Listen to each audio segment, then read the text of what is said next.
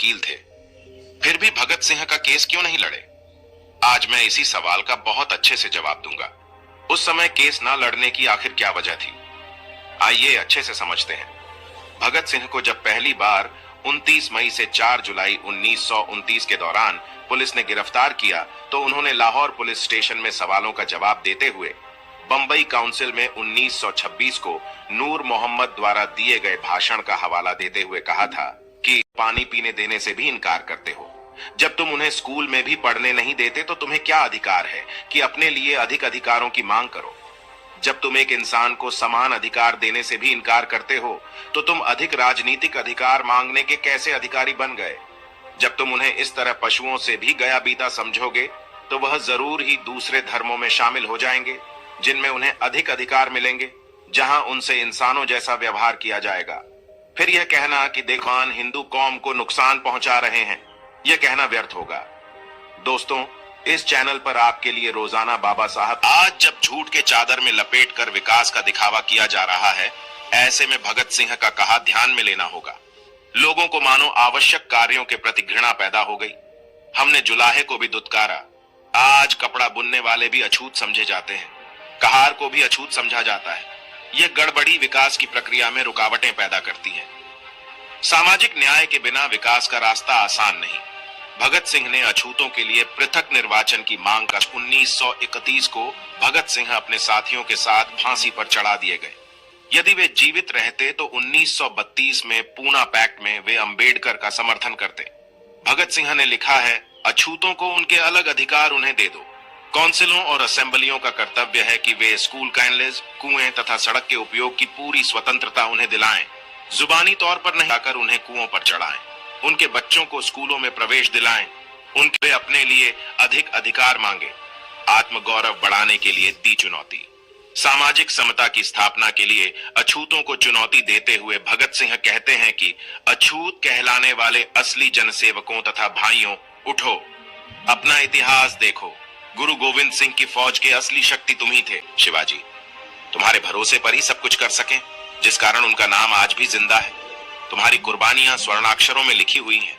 तुम पर इतना कोशिशें किए बिना कुछ भी न मिल सकेगा। तुम असली सर्वहारा हो। संगठनबद्ध हो जाओ। सामाजिक आंदोलन से क्रांति पैदा कर दो तथा राजनीतिक और आर्थिक क्रांति के लिए कमर कस लो। सवाल का मकसद है दुष्प्रचार। सोशल मीडिया पर अक्सर सवाल पूछा जाता है कि अंबेडकर वकील थे तो भगत सिंह का केस क्यों नहीं लड़ा? यह सवाल व्यंग, नफरत या आक्रोश अथवा जिज्ञासावश में पूछा जा सकता है। सवाल प्रथम दृष्टया उचित लगता है, परंतु अक्सर इसका सटीक जवाब जानने से पहले हमें हालातों को जानना होगा। 23 मार्च 1931 को भगत सिंह को फांसी दी गई थी। यह वह दौर था जब शूद्र अतिशूद्र, या यूं करे कि अंबेडकर जब स्कूल जाते थे तो उन्हें स्कूल के बाहर दरवाजे के पास बैठकर पढ़ाई करना पड़ता था। क्योंकि भगत सिंह सिख थे तो उन्हें यह दंश झेलना नहीं पड़ा। शिक्षित होकर अंबेडकर जब नौकरी करने बड़ौदा गए तो उन्हें किराए पर होटल, धर्मशालाएं, कमरा तक नहीं मिला। बच्चे उनसे पढ़ने के लिए राजी नहीं हुए। ऐसे में जून 1923 से अंबेडकर ने वकालत का काम शुरू किया। उन्हें बार काउंसिल में भी बैठने के लिए जगह नहीं दी गई।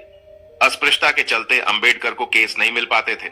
एक गैर ब्राह्मण अपना केस हार जाने के बाद अंबेडकर के पास आए तो उनके केस की जीत ने उन्हें ख्याति दी, लेकिन वकालत अंबेडकर की रोजी रोटी नहीं थी।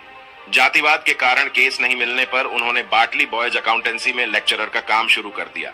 उससे यह वह दौर था जहां किसी अछूत के छूने भर से हिंदुओं का धर्म भ्रष्ट हो जाता था। इस दौर में के बीच जब कोई केस देने के लिए तैयार न हो, वहां भगत सिंह का केस अंबेडकर द्वारा न लड़ने का बेतुका तर्क पेश करना महज मूर्खता है। वैसे भी भगत सिंह का केस लाहौर में चल रहा था, जबकि अंबेडकर मुंबई में रहा करते थे और भगत सिंह के केस की पैरवी जाने माने वकालत के क्षेत्र में उनका दबदबा था। ऐसे में आसिफ अली को हटाकर अंबेडकर को केस देने की कल्पना भी कोई कर नहीं सकता था। आरएसएस के गोलवलकर के मित्र भगत सिंह विरोधी भगत सिंह के खिलाफ जहां सुप्रसिद्ध वकील आसिफ अली पैरवी कर रहे थे, वहीं अंग्रेजों की तरफ से पैरवी करने वाले ब्राह्मण वकील का नाम था सूर्य नारायण शर्मा। यह वही शर्मा है जो आरएसएस के संस्थापक गोलवलकर के बहुत अच्छे मित्र थे। याद रहे कि अंग्रेजों की राजनीतिक गुलामी के मुकाबले में 2500 वर्ष से भी अधिक की सामाजिक गुलामी को नष्ट करने के लिए अपना जीवन न्योछावर कर दिया। ऐसे में आजादी की लड़ाई को लेकर जहां क्रांतिकारियों का नाम गर्व से लिया जाता है, वहीं सामाजिक आजादी के लिए सर्वश्रेष्ठ स्थान पर अंबेडकर का नाम अभिमान के साथ लिया जाता है। इस बात का एक पहलू यह भी है कि जिस समय संपूर्ण देश में एकमात्र अछूत वकील के तब भी उन्हें केस नहीं मिल पाए। आर्थिक तंगी के चलते प्रोफेसर की नौकरी करनी पड़ी। ऐसे में भगत सिंह का केस स्वयं पहल कर मुंबई से लाहौर जाकर लड़ना किसी भी दृष्टिकोण से सुविधाजनक नजर नहीं आता। यदि केस लड़ना भी चाहे तो मशहूर वकील आसिफ अली से केस वापस लेकर अंबेडकर को सौंपने का कोई तार्किक मुद्दा नजर नहीं आता। एक पहलू यह भी है कि जहां ब्राह्मण वकील अंग्रेजों की पैरवी कर रहे थे, वहां देश में अनेक नामचीन वकील 2013 में पाकिस्तान के वकील इम्तियाज कुरैशी ने भगत सिंह की केस को दोबारा खुलवाया। इसकी पैरवी अब्दुल रशीद ने की। 2014 में अब्दुल ने एफआईआर की कॉपी मांगी तो पता चला कि एफआईआर में भगत सिंह का नाम ही नहीं है। उन्हें केवल रजिस्टर के आधार पर फांसी दे दी गई। और अब अंत में यही कहूंगा कि अंबेडकर की निष्ठा व कार्य को लेकर समय समय पर मनुवादियों द्वारा सवाल उठाया जाना एक आम बात है, लेकिन हमें उतनी ही सजगता से सभी तरह के आक्षेप चाहिए। इसके लिए लगातार उन सवालों का पीछा करते हुए उसकी गहराई में जाने का विवेक निर्माण किया जाना चाहिए। सवाल भले ही बचकाने हो, लेकिन उसे पूछने वाले व्यक्ति का मकसद यदि डॉक्टर अंबेडकर के चरित्र हनन का हो, तो हमें चुप रहकर सवालों से मुंह मोड़ लेना ठीक नहीं। डॉक्टर अंबेडकर के लिए अंग्रेजों की 150 वर्ष की गुलामी से कहीं अधिक जरूरी मुद्दा था। 2500 वर्ष की सामाजिक व वर्ण व्यवस्था से उपजी जातीयवाद अत्यंत जरूरी लड़ाई उन्होंने लड़ी। अब हम क्यों चुप रहे, जरा सोचिए। दोस्तों, आज की वीडियो में बस इतना ही।